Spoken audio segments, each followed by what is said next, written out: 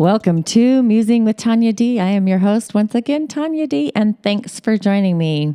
In this week's podcast, I'm going to go over some herbs and the elements based on traditional Chinese medicine and incorporate some other things, and we'll go from there and see what comes out of me. So, as an ancient and universal healing art, herbs really are the original American medicine. Herbology is actually the study of plants with medicinal properties along with their actions and how you can use them. While some herbs have an effect in the acute or advanced stage of an illness, that's not their primary use. In fact, the stronger chemical drugs may be more appropriate for a treatment in some situations, but herbs are very helpful at first aid remedies for cuts and bruises and sprains and so on. However, the main purpose is to achieve a more subtle effect on the entire body, cleansing, building, and balancing over a longer period of time. There are specific herbs that have specific properties. They can act as diuretics to clear excess water from the body, or diaphoretics to cause sweating, or expectorants to expel mucus from the pulmonary system. And their alternatives alter bad conditions to good, or as demulcent emollients to soothe and soften tissues, as well as tonics and cleansers. Most herbs have multiple effects, just like essential oils do. For example, herbs, you can use them as a tonic or a strengthening agent.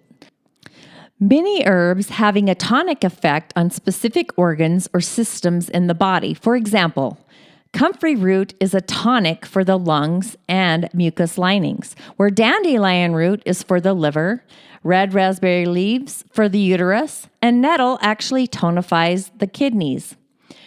To achieve a long-term tonic effect, you would use an herb daily in small to moderate doses over a period of weeks or months, or even as a tea or encapsulated powder.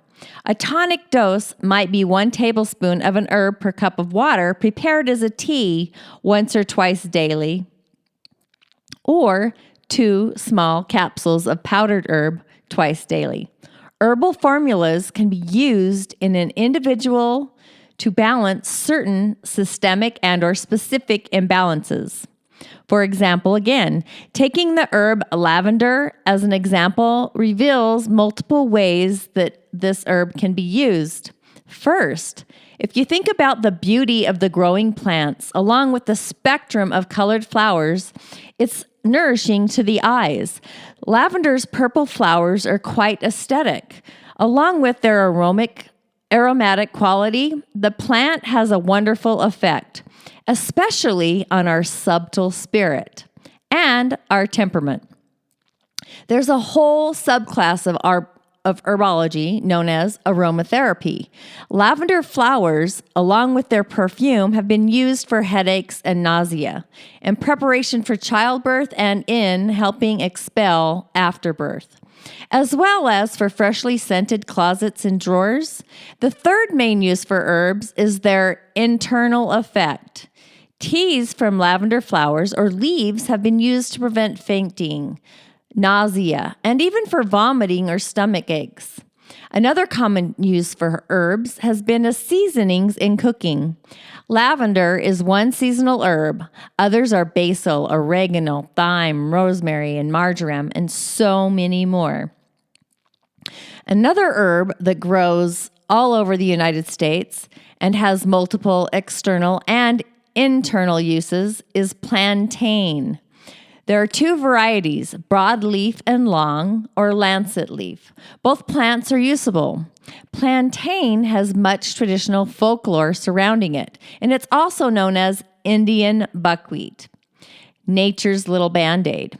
The tall shoots that grow from the plant contain the seed and the flower, and when they're broken apart, the individual seed contains looks like little teeny buckwheat kernels. And the Indians gathered these young shoots and broke them up, and they mashed them with water. They then took this flour-like paste and made little patties, baked them in the sun, and they actually ate them. The therapeutic properties of plantain are as an alternative diuretic, antiseptic, and astringent, and a vulnerary. As nature's little Band-Aid, it's particularly healing for external sores, ulcers, burns, even stings from insects or plants. Crush or lightly chew some of this fresh green leaf, apply it to a wound, and cover it with several whole leaves. Then wrap it and tie a long shoot, if you want, to hold the bandage in place. The history goes further back, and you can use it for many skin conditions and all kinds of women's complaints and men's, whether it's bladder, kidney, eczema, boils.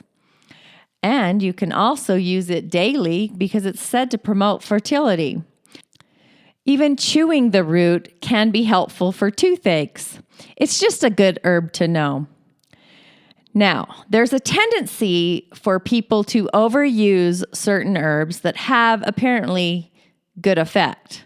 Golden seal root goes into this category. It's a powerful tonic, especially for the digestive system and mucous membranes, being particularly helpful in the eye, nose, teeth, or gum areas. However, in large doses, or if it's even used too long, golden seal has adverse effects on the liver, the gallbladder, and other internal organs. So, like anything, it's just for a short period of time. So you need to be careful because you have to be sensitive to your system for healing, especially when used by someone who's unaware of its subtleties. The knowledge can be acquired by taking time along with observing your interaction with the medicinal plants. Herbs can also be used along with other health systems. Herbs, essential oils, they're always my first go-to for healing the body. And like I said, I don't take them over time like anything else, 5 to 10 days. Just pay attention to your body. So some of you do know, and some of you are very unaware, and I get it. I have been in the holistic health world for quite some time, and I utilize everything based on the principles of Ayurvedic medicine, Chinese medicine, and now I'm actually incorporating divination. So these are all ancient systems used for healing both in the physical world, the spiritual world, the mental, and the emotional. So energy healing is like my passion. And in traditional Chinese medicine, the system of medicine, it's thousands of years old, and it still exists because of its beauty along with the simplicity. And it ties together men and women along with nature and the harmonious communication between them that gives mutual health. It's an age-old concept of seasonal changes that actually affects human growth and well-being. It's rooted and developed in ancient China. And in China, their life force, or qi, is present in two primary forces, the yin and the yang, and their dualities or polarities that reflect opposite states in a continual interchange or emerging. So yang is pure energy. It corresponds to the heavens. And yin is substance and represents the earth. Yang is the male, the active, the light principle. It's the force which wishes to expand into everything, where yin is the female. She's receptive, she's dark. And her principle is to force that wants to contract into nothingness. And the interaction of these two forces is what determines the very nature of the universe. Their relationship is manifested as 5 essential elements which make up all things. In traditional Chinese medicine, it's also known as the 5-element theory, and it's the relationship in the Chinese system. Bottom line is it all relates to energy and substance to one of the elements. fire, earth, metal or air, water, and wood. And each one is associated with a direction on the compass, along with a season. For example, the element earth is the center direction relating to the season of late or an Indian summer. In the process of the 5 elements, it runs through birth, growth, maturation, the harvest, along with the storage. And in daily life, we see the idea, the action, the manifestation, the communication, and the reflection back to recreation. And each element has a color, 2 body organs, a tissue it governs, and many, many, many other associations. So, there are 2 major kinds of relationships within the 5 elements. The first is the creation cycle, also called the mother to son law, where one element will actually give birth to the next, and it nourishes it by a flow of energy. For example, wood gives rise to fire, which creates earth. Therefore, fire is considered the son of wood and also the mother of earth. And the full cycle runs. Wood creates fire, creates earth, creates metal, creates water, creates wood. And the other relationship among the elements is called the destruction cycle. And this is really the control cycle because it represents the process where the elements check and balance one another. However, if anyone gets too weak or too strong, they can attack another or injure the other. For example, wood can injure earth through root penetration, fire destroys metal by melting it to liquid, and earth controls water because it can dam it up. Metal attacks wood with an axe, and water injures fire because it can put it out. According to the legend in Chinese medicine, the 5 elements arrived from the different compass directions accompanied by the climatic factors, and they continued on to create the world with the human body. There's a book called Healing Ourselves, where Noboru Muramoto, he actually states that the east creates the wind creates the wood. The forces of spring create wind in heaven and wood upon the earth. They create the liver organ and the muscles within the body, and the eyes, and the color green, and the sour flavor, the emotion anger, and the ability to make a shouting sound. Illness can be classified as either a yang, which is hot or in excess and near the surface, or yin, which is cold, deficient, and deep. The causes of illness are external and internal, termed the devils or the harms. External causes mainly include climate, which when they're extreme, they penetrate a weak organism and injure a specific organ. The perverse climates, which can cause illness, are wind, heat, humidity or dampness, dryness, and the cold. External factors also include bacteria and other infectious agents, poisons, pollution, even traumatic injuries. The internal causes of illness are emotions like excess joy or sadness, anger, depression, obsessiveness, worry, grief, and fear. Other internal causes are tension, overexertion, somebody who needs a diet adjustment, excess sexual activity, believe it or not, excess mucus, blood clotting, and some hereditary. Each harm, as they call it, can affect a specific organ. The cold and damp can injure the lungs. The hot and dry affect the heart. Emotionally suppressed anger can actually injure the liver, while excess fear can endanger the kidneys. There's something to muse about. Each organ has a specific climate and an emotion which can weaken it or leave it most vulnerable. An injured organ or weak system is, of course, more susceptible to illness. But learning to adapt to external changes while you recognize and clear your inner experience, you can learn to maintain health. Because when you're out of balance, you are more sensitive to change and susceptible to an illness. At times of great energy shifts, such as the coming of the new season, which we're entering spring, the increased stress can make you more vulnerable to a sickness. So, during these periods, you might want some greater awareness and take greater care. Nature influences man, and man influences medicine. As nature changes, eventually, so must our medical practices. It always has, and present practice reflects the strong influence of Western medicine along with traditional Chinese herbology and my favorite, acupuncture. So, utilizing vibration on acupressure points can actually create better circulation of energy in the body through a series of channels, also known as meridians. I like to call them the pathways.